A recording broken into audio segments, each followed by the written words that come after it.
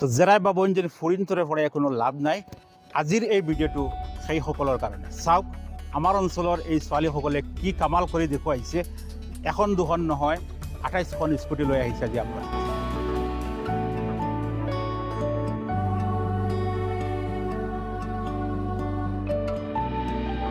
বিদ্যালয়ৰ একান্ত চেষ্টা আৰু পৰিশ্ৰমৰ ফলত প্ৰতি বছৰৰ দৰে এইবাৰো আমবাৰীৰ ড্ৰিমলাইট জুনিয়ৰ কলেজে উচ্চতৰ মাধ্যমিক চূড়ান্ত পৰীক্ষাত এখন দুখন নহয় 28খন স্কুটি আনিবলৈ সক্ষম হৈছে।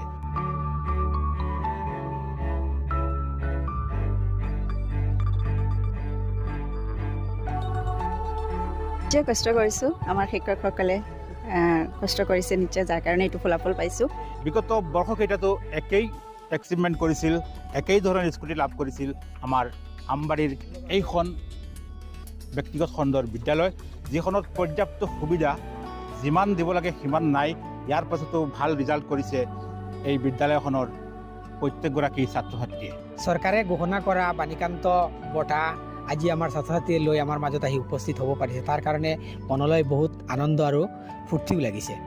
ধন্যবাদ জনাব লাগিব এইটো ক্ষেত্ৰত, চৰকাৰে আজি লাখ লাখ টকা ছাত্ৰ ছাত্ৰীৰ তলত খৰচ কৰিছে। সেইকাৰণে এইখন চৰকাৰক আমি আমাৰ ফালৰ পৰা ধন্যবাদ জনাইছোঁ, যাতে আগন্তুক দিনত আৰু ছাত্ৰ ছাত্ৰীসকলক উৎসাহিত কৰিবৰ কাৰণে তেনেকুৱা ধৰণৰ কিবা পদক্ষেপ ল'ব পাৰে নেকি, সেইটো আমাৰ ফালৰ পৰা মামালৈ ৰিকুৱেষ্ট থাকিল।